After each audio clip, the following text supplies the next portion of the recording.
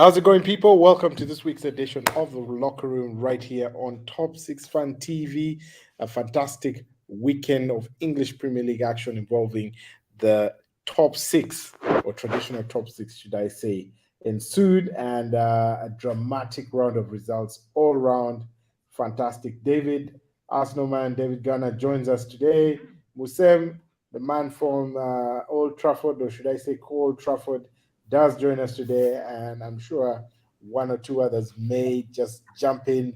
And just as I mentioned, Mr. Jupe Bonnie Omar, Manchester City fan, join in as well, and we'll get right into it after this.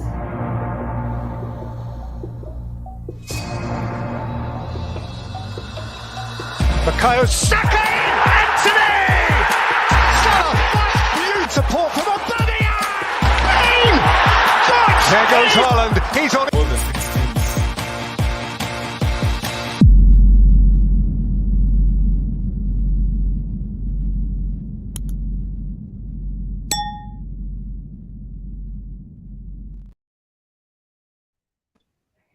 Brilliant. You are most welcome yet again, ladies and gentlemen. And if you're just joining for the first time, feel free to subscribe. Feel free to hit that like button. Do feel free to also drop a comment during the show, and we'll be happy to read that out.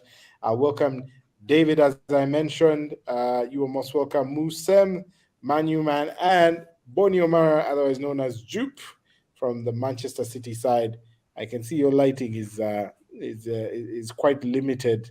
Bonnie, I hope that's not a reflection of your title hopes, but we will wait to see what happens. And jumping straight into the results from the weekend, ladies and gentlemen, the action really kicked off with Manchester City hosting Newcastle, and that was a comfortable 2-0 win right there for City at the Etihad.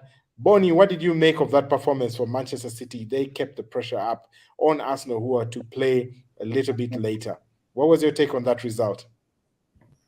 Yeah, I think the boys knew that it's like a match that will determine if they're still in the race, because they came in wholeheartedly. They played like it's a final, because here you can't lose any points.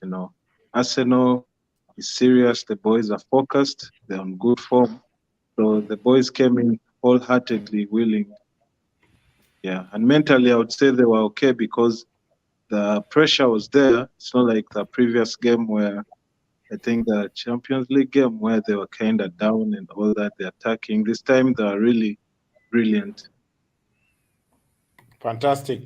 Musab, your take on City, routine win. Of course, Newcastle have had a fantastic season. They have the best defensive record in the league.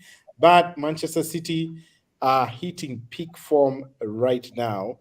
What was your take on that result for them? Do you think Newcastle are starting to capitulate?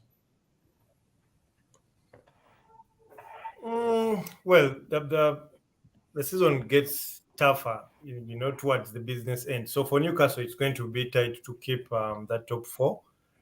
But as I said on the forum, I think it will be an injustice if City won this league this season, because City has been very poor. This is not the City we're used to in terms of the football that they play.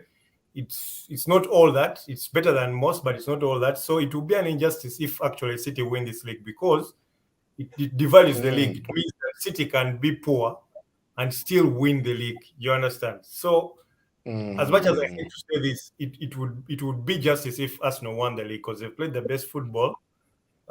They've been more consistent throughout. They've topped the league for the longest period. So City coming in to win this league, it will be sad, if I may say. David, when did you ever hear a Manchester United fan wishing Arsenal good luck to win the league? What is your take on City? Do you agree with Musem? That's really a first. That's really a first. It's a Man U guys saying, good luck to you guys, because Man U guys, even after this 7-0 hammering, which we are going to get to, Man U guys have been talking about 8-2, 8-2, 8-2, because That's the relationship. They you know, it's a hate relationship. There's no love there. So that's really interesting. But on City, I actually watched that game, and it was what you call a mature performance. City, they didn't play their best game, but it was very mature, very ruthless. Newcastle actually had some chances, but once City got the ball, they just utilized those chances, and even there was a bit of maturity to the Liverpool performance as well. But also, what some people may not realize is that City are also going through a bit of a transition.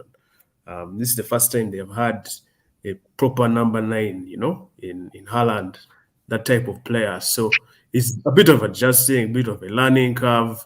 So they are not the City which would get 100 points, 90 points, 99 points. That City which was competing with Liverpool, they are not the same. But being there that they've won it, they know how to do the business. And yeah, that was a mature performance, getting the most out of, of the little action they had. Yeah. I mean, City, of course, doing what we expect them to do, but some of their players are starting to hit peak form. We have seen all the talk around Phil Foden. He is, of course, on fire. I think that's four goals in his last 3 games, so he's really picking up at the right time, and they could be a problem. Bernardo Silva, of course, getting the other goal.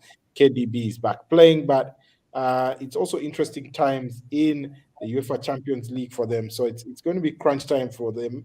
We'll see. It will be interesting to see what Pep Guardiola does, prioritize the league or the Champions League. But we definitely know that they have enough in their armor to compete for both trophies simultaneously. So we'll wait to see what happens, whether chinks develop in their armor, and we'll see what happened. On to this game, which was a cracker. Everyone expected Arsenal to steamroll Bournemouth. But as soon as the first minute of that game, Bournemouth taking the lead in there and taking another 2-0 lead. And it was goosebumps throughout the Emirates and, of course, reverberating throughout the homes or screens of all the Arsenal fans watching. They thought the end was nigh. This was when the elephant was going to come down from the tree. But alas, a fantastic performance from them, coming back. Goals from Thomas Partey, Ben White, and an injury time, or should I say faggy time winner right there from Reece Nelson. David, what was your take on the game? What was the atmosphere like where you watched it from? Yeah, for the longest time, Arsenal has had that thing where they'll slip up, they will mess up, and I think all the haters have been saying, Arsenal, just wait, one day they're going to slip, and they probably thought this game was it. And me personally, they were when they scored that first goal in the second one, I said, really, best case maybe here we can get maybe 1 goal, not even a draw. But at the same time, there's also a bit of confidence that comes. But that's not really come from far. They've really picked what do you call it, a backbone. They have a spine, which is really good to see as an Arsenal fan. You can see that they are relentless, and even those 98-minute goals, 97-minute goals, that never say die attitude. It's really stuff of champions. And if Arsenal do end up winning this thing, it will have been through those moments. This reminds me of, that faggy time era, when Manu was very successful. Those are really the traits that they had. So it's really encouraging. And the more you watch this team, the more you see it, the more you get confident and you say, these guys can really come through with this thing. Brilliant. Musem, do you feel, he's just spoken about Manchester United, faggy time. You enjoyed the glory days under United, the dominant United teams. There were days like this, both at Old Trafford and away to opponents where Man U, used to steal the points at the death and use that to build momentum to mount trophy charges. Did you feel this is going to have a similar impact for the Arsenal? Were you surprised by this result? Well, before I respond to that comment, I must say that I've been very consistent on this forum that Arsenal have the ability to win this trophy even more than when Leicester won the trophy. I remember, I think we were on here with you and Kasaga. There were a couple of Arsenal fans who had less belief in the team than I did. So, yes, Arsenal has the ability. And of course, the question was the Fergie time kind of belief. But I think Arsenal fans have less belief than probably the team in a way, because it was a 97th minute winner, but I am certain most Arsenal fans were behind the sofa somehow, you know. We had In switched off, Fergie man. time, We had switched for off. some reason, we had that confidence of like, okay, it's 3-0 against Spurs. We'll still win somehow. It would end up 5-3. But Arsenal's games are becoming a bit harder. They're beginning to become hard because Bournemouth was supposed to be steamrolled. It ended up 3-2 in the 97th minute. The games are becoming harder, but still, Arsenal is still the best team in the league by far. I mean, you should have the belief that this title is yours to lose, regardless of all these, hard games that you're going to have. But let's see how it goes. I still insist it will be an injustice if City win this league. Bonnie, do you agree, Mr. Jupe? What is your take? What from Arsenal's result? I mean, which of the two results were more impressive for you, the City result or the Arsenal result? And how do you see that going into the last few games of the season? Who has the momentum, do you feel? Well, as a football fan, besides being a City fan, I would appreciate the Arsenal team. They're really showing a lot of morale. They are really focused to winning this trophy than City. So personally, I feel if Arsenal wins the trophy, they really deserve it. Because they've proved to everyone that they're the best currently. They're on good form. The boys going wholeheartedly. They play hearts out. So I think, yeah, and Arsenal has a higher percentage than City on winning the trophy. Yeah, so right. I feel they really deserve it. City are scared, ladies and gentlemen, as you've heard from Bonnie. He is giving Arsenal a bit more respect, and he feels they have a little bit more momentum than City this season. We will wait to see what happens there. On to the next round of games. And of course, there was a cracker at Anfield, Manchester United going down to Anfield, the biggest game in the Premier League. It should be from the two most successful clubs in the Premier League era, Manchester United and City. Both tied on, is that 19 titles each? Musem, if I'm not mistaken. No really? chance. Aren't you guys tied? No. Actually, I think they're on 20 as well. The last one they won, tied it. They're on 19. I will get my research. Just a moment. I'll find out. So, but anyway, the result looks like Liverpool. I mean, I don't want to start the violence here, but let me start with David. We're going to Museo. Yeah. Yeah. What a result for Liverpool. It's been a tough first few days of the week, and I think it's going to be a long week for Man U, because even if they win their Europa game, most of us won't watch that. So we'll be thinking about this game until maybe the weekend game. But it was really a shock, and as an Arsenal guy, I enjoyed that game. Liverpool are not really in it, so as a Man U hater, I really enjoyed that. But that was the Liverpool of old. That was the Liverpool of old, showing their true colors. And there's a time when Arsenal used to play Chelsea under Jose Mourinho, and no matter what would happen, Chelsea would beat Arsenal. Even if Arsenal were in the form of their lives, Chelsea would beat Arsenal, and that's when Mourinho started those specialists at failure comments and things like that. So yes, so Man U at Anfield, there is something that it just doesn't click. And yeah, if you watch like that first half, they were going neck and neck, and actually Man U had better chances. Rashford missed some when Luke Shaw played him in. Bruno got a header, so they were getting close. Then they scored the first goal. Then the second goal came quickly, disorganized Man U, and then Man U, instead of maybe taking a back seat, getting a bit defensive, they really wanted to prove that that they can win this game. Especially, I think, because they have been on form. So it just kept getting worse and getting worse, and their heads, toys out of the pram. Bruno started kicking people. He asked to be subbed off. It just got chaotic. Started running to Argentina.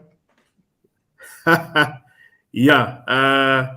Personally, I don't think this game changes too much. I don't think it's to say that Liverpool are back or Man U are back to who was it? Ragnick days.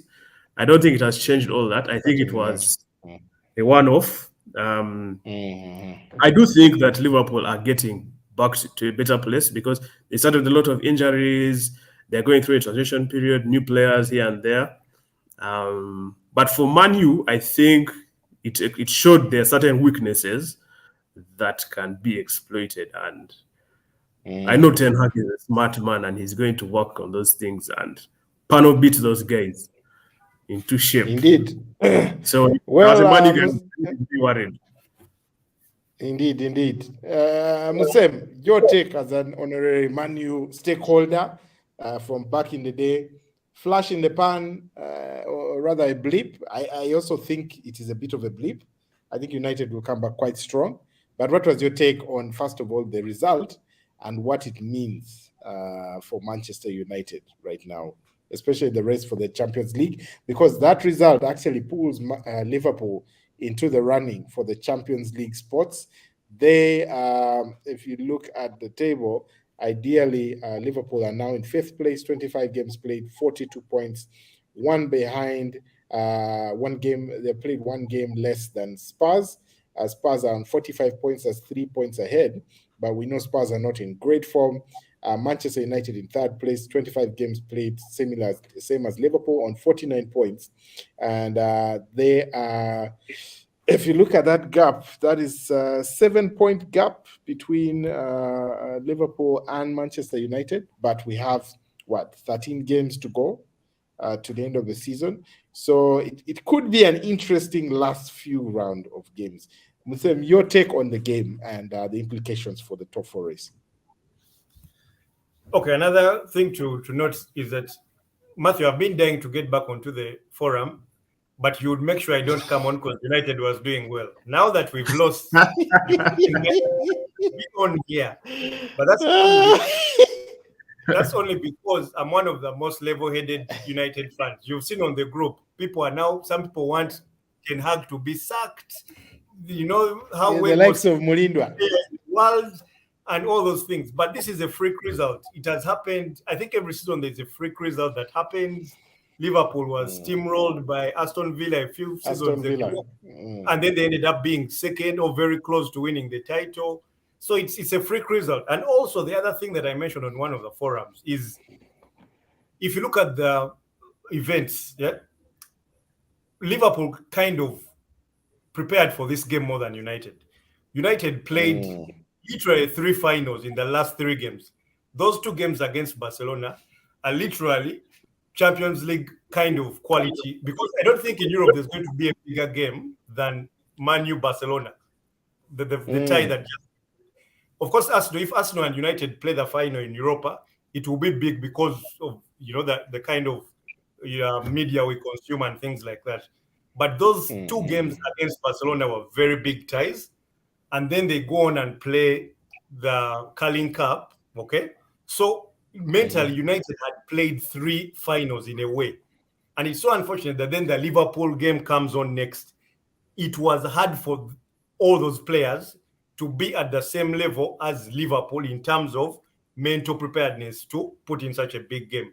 And of course, you know, in such a game, one small mistake and you end up on an 8-2, 7-2, 6-1, you know, because one team is picking up momentum, the other just slides down. You could see players wanted to even, you know, go off and things like that. So mentally, those boys were exhausted. And of course, someone mentioned that the group has so many players that were playing in this tie for the first time. As in, that can overwhelm you. A cop can be on top of, you know, everything was just too much for some of those guys. And then given that mentally they were not in there, it was just a, you know, a slope going down. But like you said, it doesn't change much. Ten Hag is a smart guy. It has actually even helped him expose some of his players. You know, some people have been riding on, you know, on that wave of a momentous team and what. But there are a couple of players who actually have weaknesses. You can see Dallo in defense and, you know, a few players here and there. So it has actually helped Bruno him. Fernandes. Yeah, Bruno Fernandes, you know, he's playing all over the place. He had a bad game. Yes, which is his best place? Is it right? Is it 10? Is it 8? You get. So it has also helped him kind of kicking that reality to the players that, you know what, yes, you guys have had a good run, but there's still a lot to be done. There's still many players to be brought into this team to make it a winning machine. But I don't think it's going to change much. I'm sure guys are going to be back on, you know, on the roll. They should be able to get that Europa qualification. The next game is against Southampton. That should be an easy win. It's just one of those results that happens every season. So let the trolls, of course, for the Arsenal fans, the trolls, you'll continue enjoying them until that time T when things, you know, become a bit tight for you. But let's see how it goes. You see, we are very humble today, and we are not interested in trolling United fans. Even, but we notice the silence now. It's a bit quieter. You can hear your heartbeat now. Before it was quite noisy. Mr. Agaba Aubrey was killing us with comments. The last, I don't know, every show there are like 7 comments. Man, we're going to win the league. We're going to win the Champions League. But boss, you're in Europa. How are you going to win the Champions League? But there's a bit of silence now. Bonnie, let me pull you in now, finally, on this game. Like I mentioned, Liverpool are back in the hunt for the Champions League spots. However, there's a small twist that I see coming in that Liverpool may also have, depending on how big their momentum is building right now, which I think is now, this is going to be a massive psychological boost for Liverpool. It's going to show that indeed their attack can fire, and those front three, that is Cody Gakpo, Darwin Núñez, and Salah, are going to establish themselves as the first front three, and with the likes of Diogo Jota and Luis Diaz coming back into form, or rather coming back from injury, they're going to have the strength and depth. I think it was also a good boost for them in midfield, for the likes of Fabinho, Henderson, to get their confidence back, because they were starting to, lose quite a bit of faith in them, even the Liverpool fans themselves. However, I feel Liverpool, besides getting themselves back into the Champions League, are actually going to have a big say on the title race. Bonnie, Liverpool are going to face Manchester City and are also going to face Arsenal in the running to the Champions League spots. How do you feel that's going to affect the title race, considering the form and what they did to Manchester United? Yeah, Liverpool is a big team. However bad their form could be, it's a team you can never underestimate, because they have a lot of experience. You know, now for the likes, let me say, of Man U, you know, the Anfield fans can affect the players. You know, those fans are so super. So Liverpool is a team that Man City and Arsenal have to look up for, because this is a team that you cannot predict, you know. Their gameplay can just change in a blink of an eye, you know. You come, you underestimate them, they humiliate you. Manu can testify. So I would say right now all teams have to play, especially the two teams competing for the trophy. They have to play like it's a final, you know. So what will determine this is how fit the players shall remain, and how mentally stable they are in these games, because you could go for a game, maybe a smaller team, and you think, yeah, this team, you underestimate them and they disappoint you. You drop points, because right now Arsenal cannot afford to drop any point. Same to City. So it's gonna be a tight race, because 13 games are too many. Yeah. 13 games are many, of course. Just a 5 point gap or cushion that Arsenal has, and of course, crunch games there for Arsenal in the running as well. We just mentioned Liverpool; they have to face Manchester City away. They have to play Chelsea. I think is coming to the Emirates, and of course, they have Newcastle away. They are the defensive kings at St James's Park. So some tough games in there for Arsenal's running. It's by no means done. His humble expectations there from a number of Arsenal fans. But gentlemen, just on this point, I want to hear your predictions. David, Arsenal away to Liverpool. What score do you predict? Both teams in peak form. Interesting. Anfield. Mm. I'm going to say a 2-2 draw. 2-2 draw. Very interesting. Musem? Liverpool will win that. Liverpool pumps itself up for such games. We saw what happened against City. Everybody expected Man City to beat Liverpool. They came out strong, won that game. So they kind of pump themselves up for those big games, and they still have the quality to make the difference. But it can easily go very bad for them. I know it's hard for me to be in this position after 7-0 drubbing, but that game, like David said, in the first half, Rashford tucks away that chance, Bruno tucks away that header, 2-0, and those guys were going to drop in the same way they dropped against Madrid in terms of confidence, right? So against those two teams, against Man City and Arsenal, it's going to be those two games will be very interesting, and they could decide the title, because Liverpool has the ability to beat you, but once you go in hard on them, most of those guys in the midfield are tired. Fabinho, Henderson, they are done. They're literally done. Of course, the striking has been well equipped, but the midfield is where it all goes down. So it can easily slide down, and you end up with a 5-2 drubbing. The way Madrid did it. Interesting. So what was the prediction? You said Liverpool. Prediction is that I know Liverpool are going to win both games, but it could go either way still. Okay, fine. Let's score. I don't think it will be 7. Maybe 2-1 against Man City, and maybe a 3-2 against Arsenal. Okay, interesting. Bonnie, specifically the game Man City against Liverpool. Prediction. I would give 3-1 in favor of Liverpool. My guy, you've thrown in the title. That's getting hard. Was an idiot. You really fearing 7-0. No, the prediction is for Arsenal, Liverpool. The 3-1. Boss, that's why you shifting goalposts. I say Manchester City. No, for Man City, my prediction is 3-2 in favor of Man City. Okay. You've come back. Anyway, but at least you showed your fear initially, so we'll stick to the first one. Mo Salah back on form.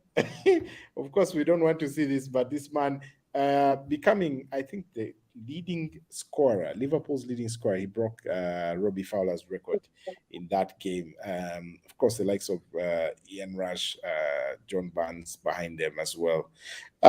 Moving on, Chelsea finally getting a result there, 1-0 victory for Chelsea, and the goal coming in from that man there, Wesley Fofana, who is back.